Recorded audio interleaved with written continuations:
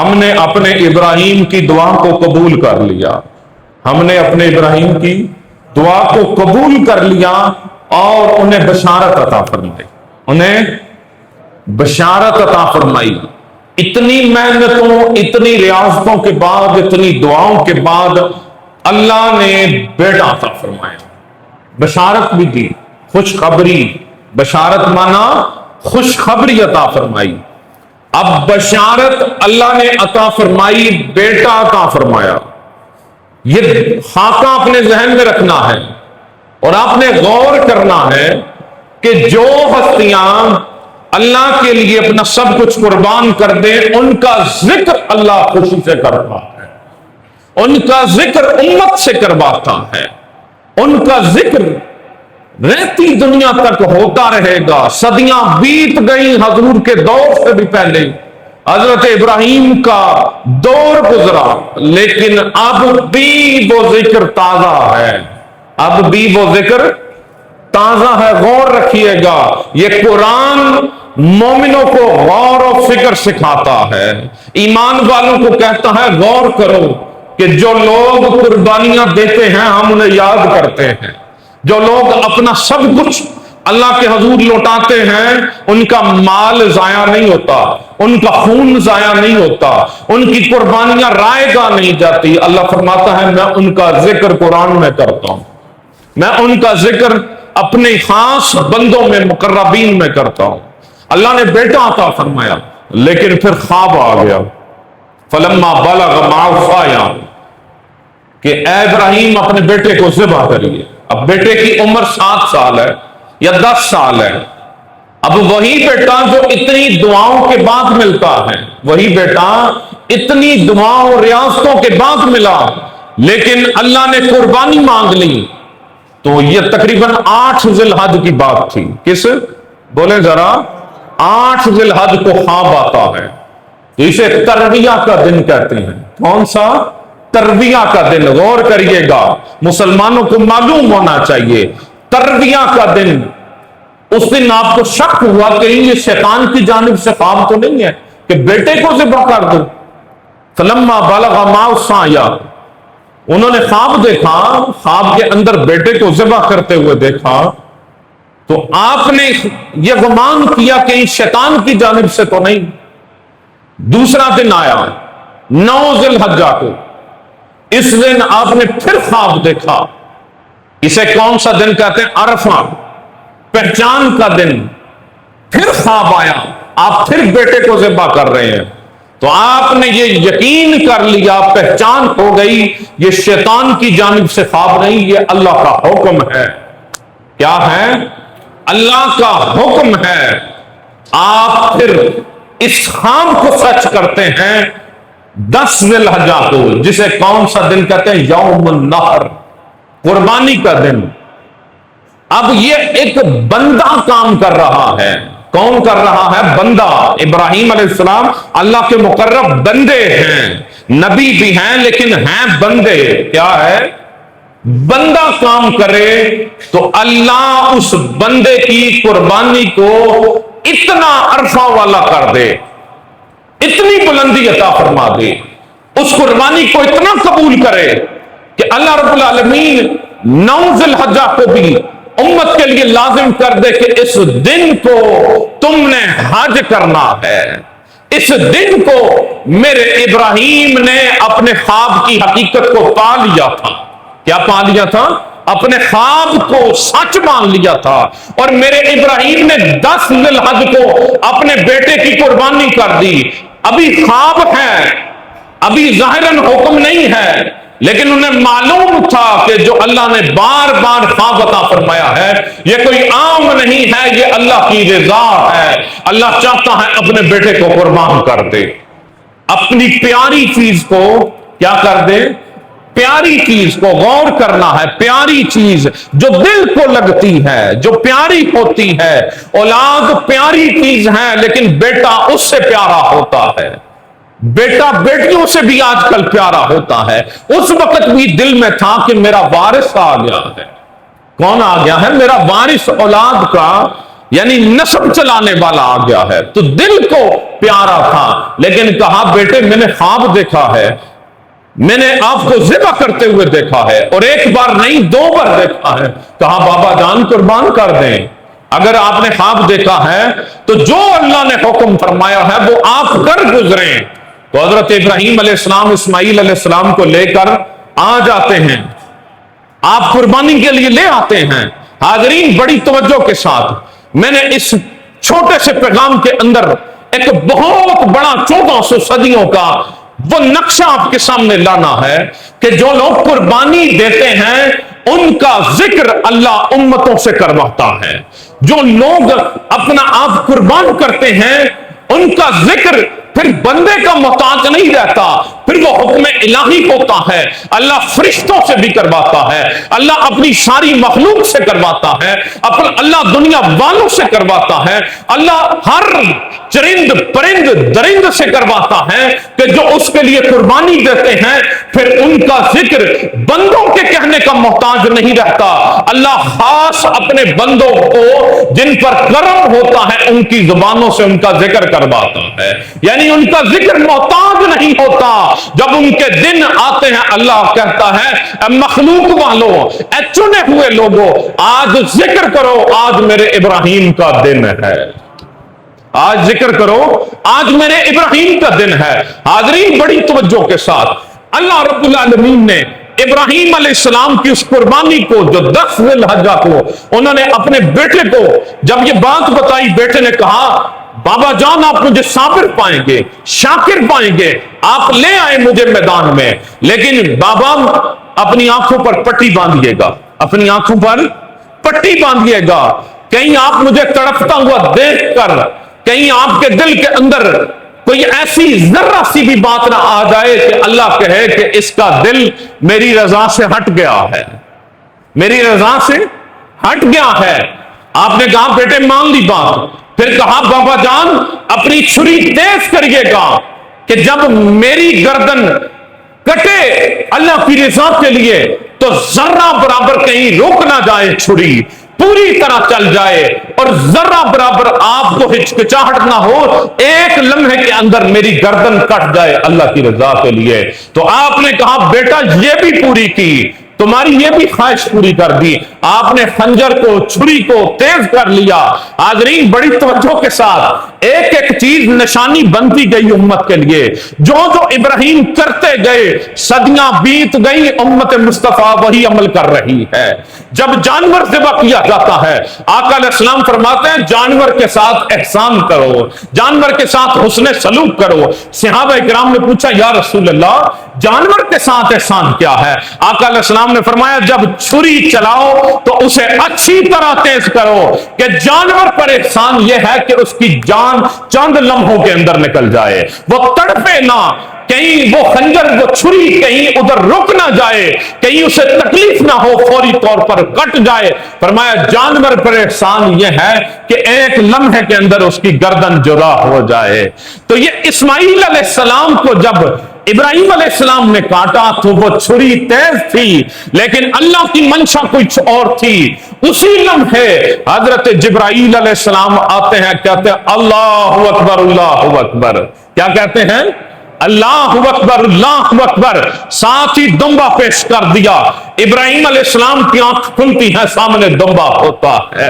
पता चल गया कि अल्लाह ने मेरा इम्तिहान कबूल कर लिया है, पता चल गया अल्लाह ने यह कुर्बानी कबूल कर ली है, पता चल गया कि बेटा ज़िबा करना मकसूद नहीं था, मेरे वो दिल की हालत को देखना जरूरी था कि इब्राहिम क्या मेरे लिए अपने दिल के जो करीब रिश्ता है बेटे का, क्या ये कुर्बान करता है या नहीं करता, क्या अपने दिल के अंदर जो प्यारा रिश्ता है क्या मेरे रास्ते के लिए कुर्बान करता है या नहीं करता। हजरत जिब्राइल ने कहा अल्लाहु अकबर अल्लाहु अकबर। इस्माईल अलैहिस्सलाम को आगे से खंजर हटाकर जब देखा कि दुम्बा ज़िबा हो गया है तो कहा ला इलाहा इल्लल्लाह वल्लाहु अकबर। अब ये दूसरा जुमला इब्राहिम अलैहिस्सलाम कहते हैं, पहला जुमला जिब्राइल अलैहिस्सलाम कहते हैं अल्लाहु अकबर अल्लाहु अकबर, दूसरा जुमला हजरत इब्राहिम कहते हैं ला इलाहा इल्लल्लाह वल्लाहु अकबर, और तीसरा जुमला हजरत इस्माइल कहते हैं اللہ اکبر وللہ الحمد۔ یا اللہ ہم تیرے امتحان پر پورا اترے ہیں، ہم نے جو چیز دی ہے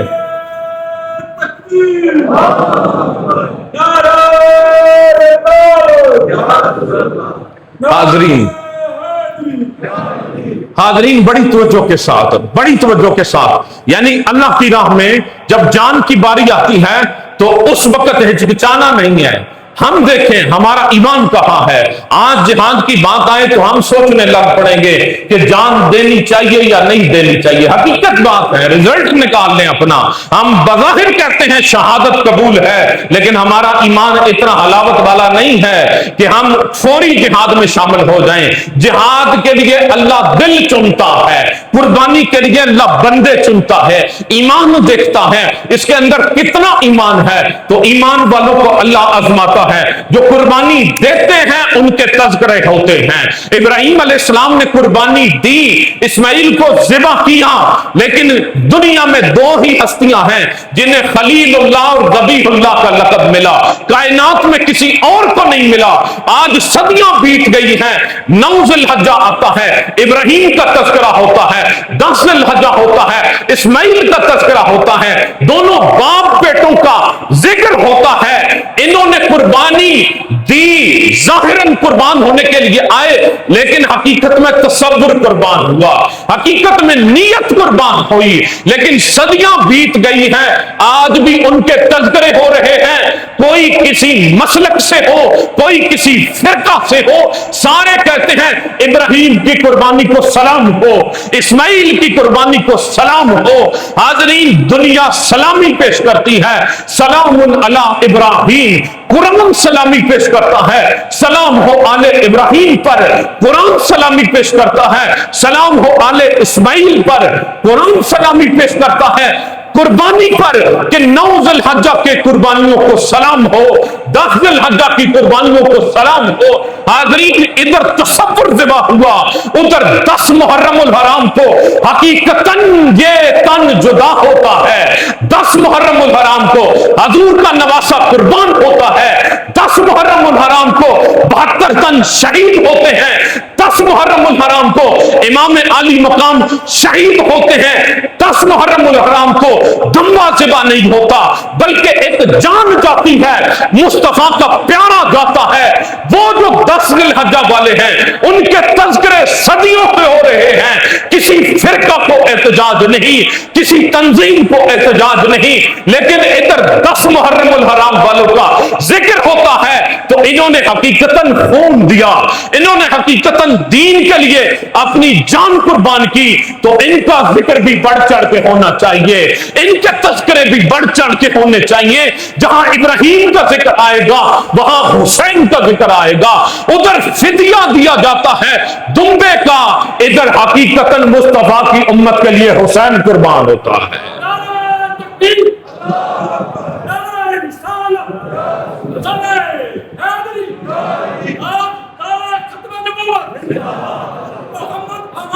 ادھر سلامی ہے، سلام علی ابراہیم، اور سلام ہو ابراہیم علیہ السلام پر۔ ادھر پھر قرآن کہتا ہے سلام علی یاسین، سلام ہو آل یاسین پر، سلام ہو، بولے نا، سلام ہو، قرآن کہہ رہا ہے سلام ہو آل یاسین پر، سلام ہو آل محمد پر، سلام ہو مصطفیٰ کی آل پر، سلام ہو حسن پر، سلام ہو حسین پر، سلام ہو زین العابدین پر، سلام ہو محمد باقر پر، سلام ہو جعفر صادق پر، سلام ہو موسیٰ کاظم پر، سلام ہو محمد باقر پر، سلام ہو علی رضا پر، سلام ہو موسیٰ کاظم پر، سلام ہو محمد تقی پر، سلام ہو علی نقی پر، سلام ہو کربلا کے جانثاروں پر۔ صدیاں بیت گئی ہیں، جہاں پر 10 ذی الحجہ کی اس دمبے کی قربانی کو ہم یاد کر کے قربانیاں دیتے ہیں، وہیں پر 10 محرم کی یاد کو بھی ہم تازہ کرتے ہیں کہ یہ دونوں قربانیاں جدا نہیں ہیں، ایک تصور کی قربانی ہے، ایک نیت کی قربانی ہے، ایک کے لیے ہم نے جانور کو ذبح کرنا ہے اور ایک کے لیے ہم نے تذکرے کرنے ہیں، ایک کے لیے ہم نے جانور گائے لانی ہے، بکرا لانا ہے، دمبا لانا ہے، مال خرچ کرنا ہے، اچھے سے اچھا جانور لے کر آنا ہے اور دوسروں کے لیے صرف ذکر کرنا ہے، محبت بٹانی ہے، محبت لوٹانی ہے۔ فرمایا آل ابراہیم کو یاد کرنا ہے تو جانوروں کی قربانی کرو، اور آل محمد کو یاد کرنا ہے تو دل میں مودت اہل بیت پیدا کرو۔ فرمایا مودت اہل بیت دل میں رکھو تو ادھر ذکر کرو حسین کا، ادھر ذکر کرو حسن کا، ادھر ذکر کرو آل یاسین کا،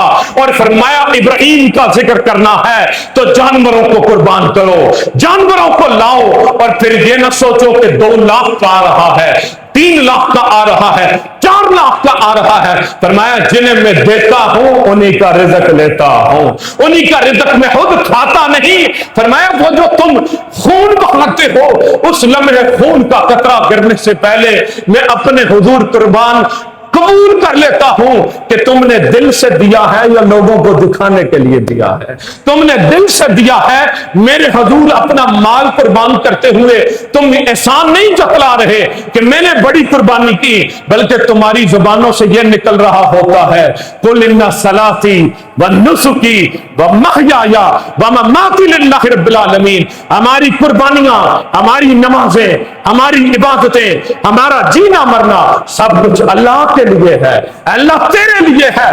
فرمایا پھر لوگوں یاد رکھ لو اس قربانی کے لیے تم جو جانور ذبح کرتے ہو وہ تمہاری نیت قبول ہوتی ہے، اور فرمایا ایک قربانی وہ ہے کہ جس کے لیے تمہیں تکو دو کر کے مسجد میں آنا پڑے گا، کیونکہ میں نے فرمایا ہے ان صلاتی ونسکی، سب سے پہلی قربانی نماز کی ہے، نماز میرے لیے ہے، عبادت میرے لیے ہے۔ فرمایا قربانیاں بھی انہی کی قبول کروں گا جو میرے لیے سجدہ ریزیاں کریں گے، جو اٹھ کر مسجدوں میں نہیں آتے ان کی کیا قربانیاں ہیں، وہ اٹھ کر اپنی صحت میں سے تھوڑا سا وقت دینے مسجد میں نہیں آتے ان کی قربانیاں کیا ہیں، وہ اٹھ کر مسجد میں آنے کو تیار نہیں، وہ نیند قربان کرنے کو تیار نہیں، وہ کام چھوڑنے کو تیار نہیں۔ ان کا خون کس کام کا ہے؟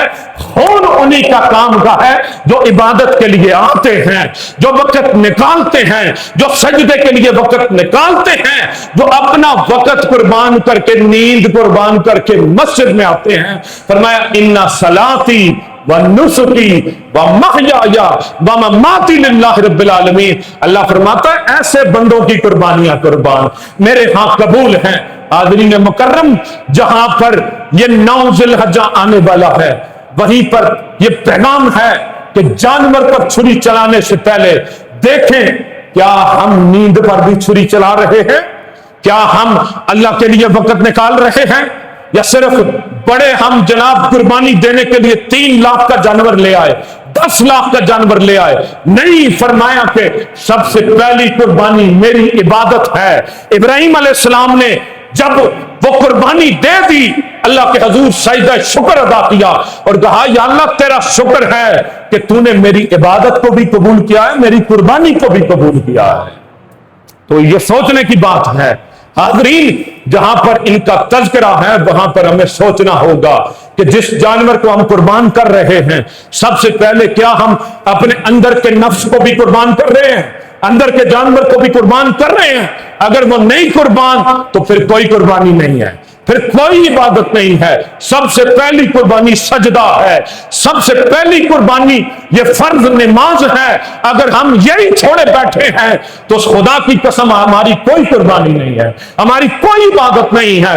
آج کا یہ دن، یہ جمعۃ المبارک ہمیں درس دے رہا ہے، اور ان پاک 10 دنوں کے اندر جو میں نے پچھلے جمعۃ المبارک کو بتائے تھے کہ ان 10 دنوں کی عبادت رمضان المبارک کے پورے 30 دنوں سے افضل عبادت ہے۔ اگر ہم ان 10 دنوں میں مسجد میں نہیں آ رہے اور جانوروں کی قربانی فیسٹیول کے طور پر کر رہے ہیں کہ جی ہمارے جانور کا 7 من گوشت نکلا ہے، ہمارے جانور کو یہ فضیلت حاصل ہے، ادھر صرف قربانی عبادت کے لیے آ نہیں رہے، گلیوں میں نمائش کے لیے ہم جانور دکھا رہے ہیں، ہم دنیا والوں کو دکھا رہے ہیں ہم نے بڑا جانور لے لیا۔ غور کریں ان بندوں پر، کیا یہ بندے مسجد میں آتے ہیں؟ کیا یہ بندے مسجدوں میں نظر آتے ہیں؟ تو یہ غور کرنے کی بات ہے، اور ان لوگوں کو بھی سوچنا ہوگا کہ اسماعیل علیہ السلام سب سے پہلے اللہ کے حضور سجدہ ریزی کرتے تھے. سب سے پہلے ابراہیم علیہ السلام نے سجدہ کیا, اللہ نے ان کے سجدوں کو قبول کیا.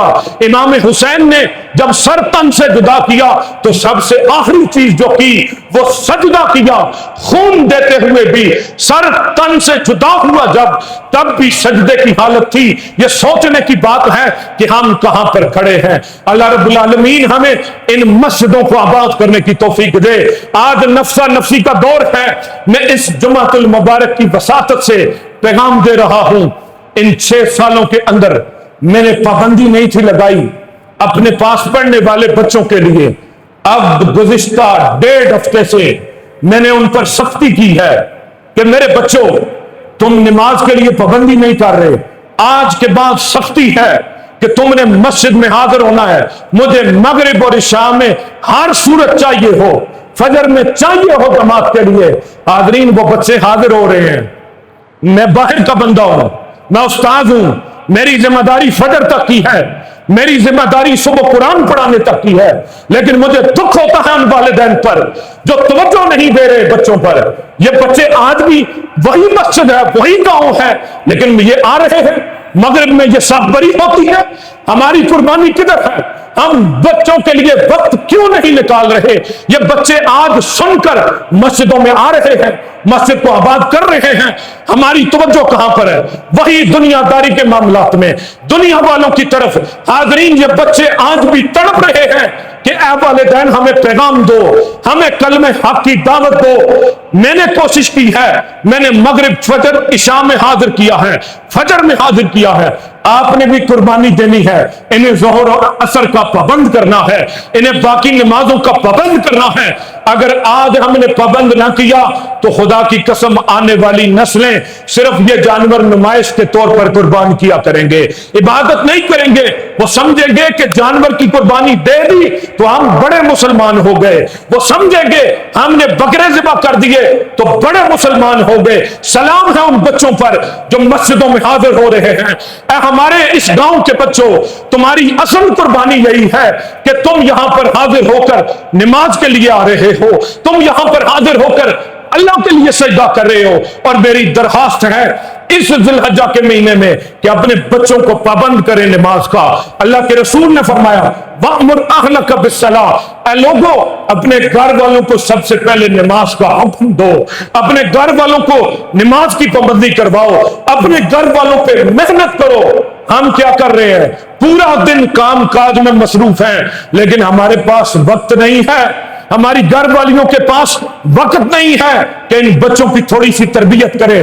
آج محنت کریں, دیکھیں پھر اللہ رب العالمین ان بچوں کو اسماعیلی سنت پر چلائے گا, ان بچوں کو حسینی سنت پر چلائے گا.